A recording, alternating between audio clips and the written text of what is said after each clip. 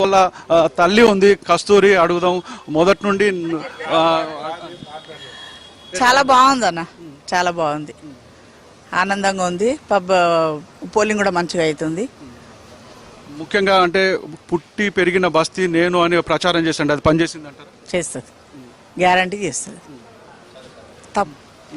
ఇంకోటి, మీ ఆయన అంటే శ్రీశైలం యాదవ్ పేరు మీద చాలా ఆరోపణలు వచ్చింది, రౌడీ షీటర్. అవన్నీ వేస్ట్ అన్న, అవన్నీ వేస్ట్, అవన్నీ పుకారాలు అనుకొని ఎవ్వరు అనుకుంటే వాళ్ళ ప్రాబ్లము. మనం అవన్నీ పట్టించుకోవద్దు, మన పని మనం చేసుకుంటూ పోవాలి అంతే. అంటే మహిళల నుండి యువకుల నుండి ఎట్లా వస్తుంది? చాలా అందరూ సంతోషంగా అందరు ఆశీర్వదిస్తుర్రు. ఎక్కడ పోయినా మా పిల్లల్ని ఆశీర్వదిస్తుర్రు.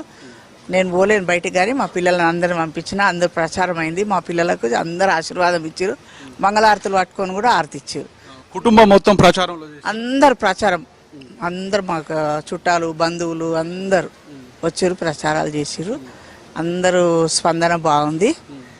గెలుస్తున్నాం. గెలిచిన తర్వాత ఒకవేళ ఇచ్చిన హామీలు నెరవేర్చుతారు అని అనుకుంటున్నాం మీరు? కంపల్సరీ, అది ఫస్ట్, తర్వాత ఇంటిది. ఏదన్నా హామీలు ఫస్ట్, ఇంటిది తర్వాత. అంటే ఒక కొడుకుగా మీరు ఆ మార్గదర్శనం చేయగలుగుతారా ప్రజలకి? చేపిస్తాం. నా కొడుకు ఉన్నదే దానికోసం, వాడు దిగిండే దానికోసం.